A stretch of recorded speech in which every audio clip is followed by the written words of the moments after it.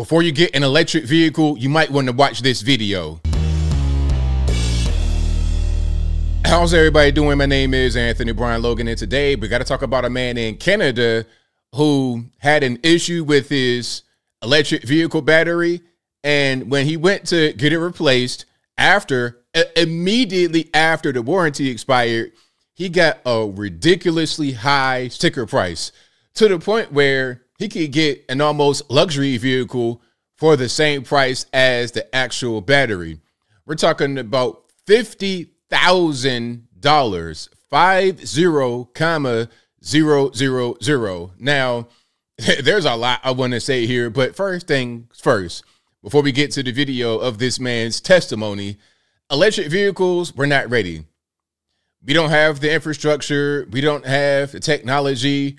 We don't have the things that we need to usher in electric vehicles. And they take quite a bit of quote unquote fossil fuels to charge, meaning the power grid. If everybody has electric vehicles, how are you going to charge them up? What, fairy dust? Like, how are you going to charge these vehicles? The power's got to come from somewhere. Now, before I go down that road, let's go ahead and get into the actual news clip. If you want to see the clip in full without my commentary, link, as always, will be in the description. If you're on IG, visit the link in the bio. Go to the corresponding article on the website. But without further ado, let's go ahead and roll it.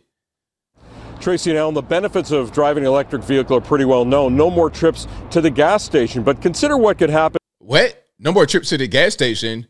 So what do you call these charging stations? Usually when I see a charging station, it's at a gas station or somewhere close by. It might as well be a gas station. And the time you spend at these charging stations is much more than a regular gas pump. But I'm getting ahead of myself. And if there's a problem with the major component in that vehicle, that's what happened to the driver in our story tonight. I felt like I got kicked in the privates. Simrat Such is still feeling the pain over what recently happened with his electric vehicle. I was an electric fan, and I want to get another electric vehicle, but from Hyundai, this has really put a bad taste in my mouth towards them. Hyundai's 2017 Ioniq was launched in New York with great fanfare in 2016. The Ioniq Electric. A hybrid version. It seems to be like a pretty basic sedan, like a regular everyday family car or commuter car, real basic, nothing really, no Tesla type situation going on. And a fully electric model bought by Such. He was the second owner, but the car still had lots of warranty left on the electrical system and battery at the time. And since Such had previously owned a different electric vehicle, he was a believer. Didn't have any issues with my first vehicle, so thought it would be the right avenue to try a second vehicle. He had no issues with the car until this happened. I had an EV light come on. I had taken it to the shop. They couldn't find anything wrong. But there was indeed a problem. 2 weeks after that, the vehicle stopped charging. The dealership in Hamilton said he needed the battery replaced. The quote stunned him. I was provided a quote at $50,000. Between the battery installation and taxes, it totaled just over $50,000. I was just floored. Especially because his 160,000 kilometer electric vehicle warranty had just run out. Of course it just ran out. Of course it ran out right when the battery dies and you got to pay $50,000. Now, to get back to what I was saying earlier in the video, a Hyundai Ioniq, how much does that cost? It appears to be a regular normie commuter car, family car. Okay, you take a car like that to go to the mall and get some Christmas gifts. You might go to Cheesecake Factory. You go on to Applebee's. This is a regular car. How does the battery cost that much? The car couldn't have cost much more than that. But we'll keep on moving.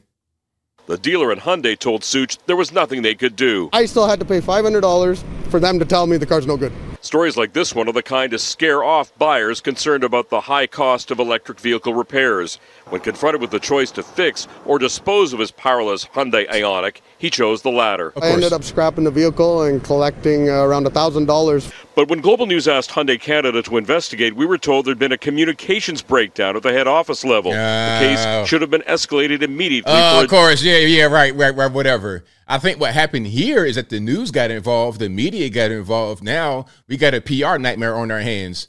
How many other people have had the same thing happen to them and there was no news media to come to their rescue and they got a bill 50 grand for a battery, and they say, you know what, I can't afford that. I'm gonna just scrap the vehicle. Now, he did say he was able to get $1,000 from scrapping it, and he paid $500 to have them tell him what was going on. So he netted $500, but he did not net $500. I would assume there was still a note on the car. And how much, if there was no note on the car and he paid in cash, how much did he pay? And how long was he able to use it for the money that he spent? Obviously, there is a big financial loss here until the news media got involved. Then they say, oh, no, it's okay. It's a communication problem. It's a mix up. We're going to fix it. I bet you will. Additional review. They told us we extend our sincere apologies to Mr. Such for these lapses, adding it wanted to resolve this situation by paying fair market value for his vehicle, either in cash or towards a new Hyundai, as part of our commitment to our customers. Now, if I have this kind of horror story happen, I don't want a new Hyundai. I'm good on that. And if I did get a new Hyundai, because Hyundais, from what I know, are not unreliable vehicles necessarily, but I think it's just the electric part of it.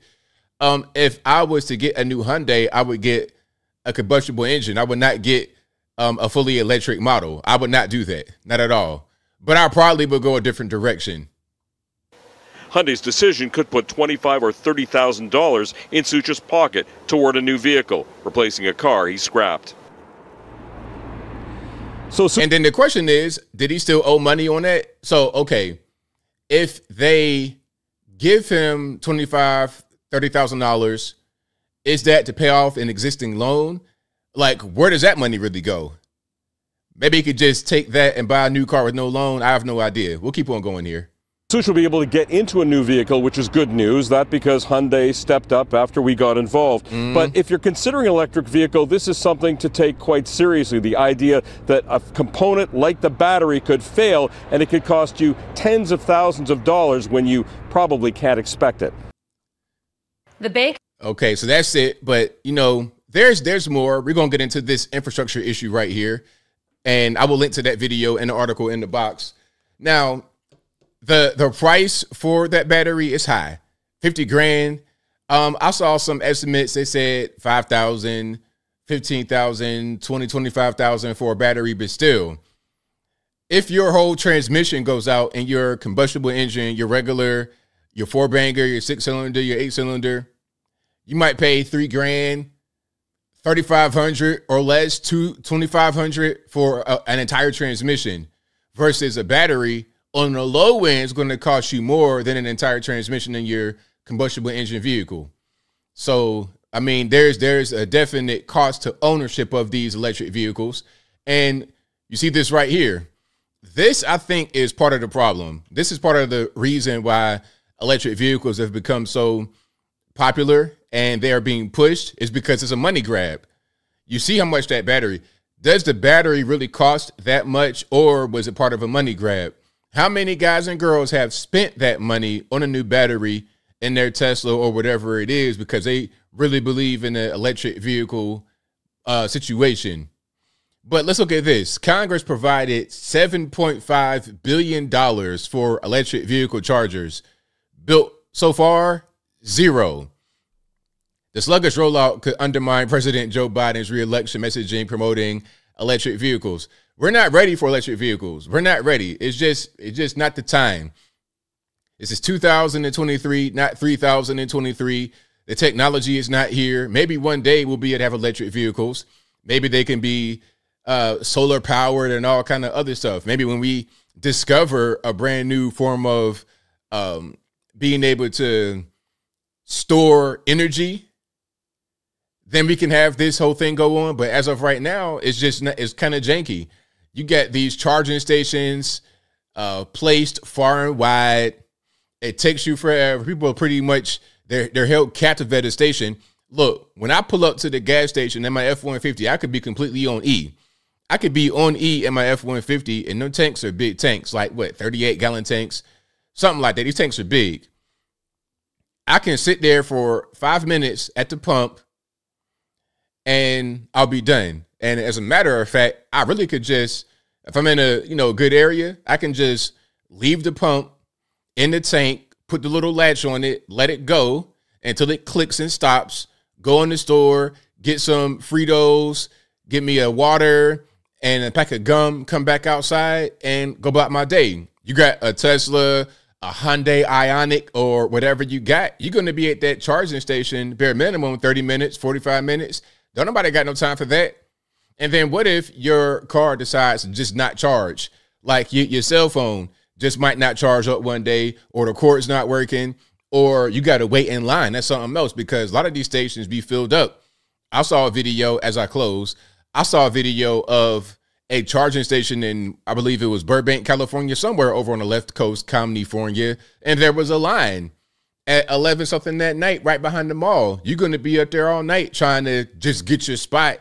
Then you got to wait to charge. We're not ready for this at all. They're trying to push for this. They're trying to make electric vehicles be mandatory. How are you going to make a thing be mandatory when you're not even ready for it? It doesn't make any sense to me, but I think I'll leave that right there for now. And what say you? What's your take on electric vehicles and the plight of my man that I showed earlier in the video? $50,000 for a battery. At that point, the vehicle is wrecked, because I don't think the car costs that much. A Hyundai Ioniq, how much is that? That car looks like it might be $35,000, $40,000. The battery is, to replace the battery is worth more than the entire vehicle. So it's like, what are we even doing? And this happens all the time with these kinds of cars. Not to mention, you got so many electrical systems in there. There's a lot of different points where the vehicle could fail.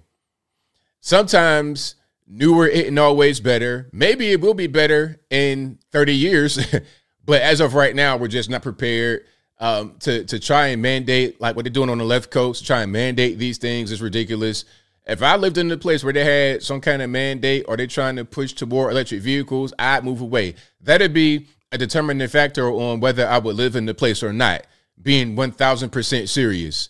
But whatever your thoughts are, please let me know in the comments below. And that's all I got to say for this video.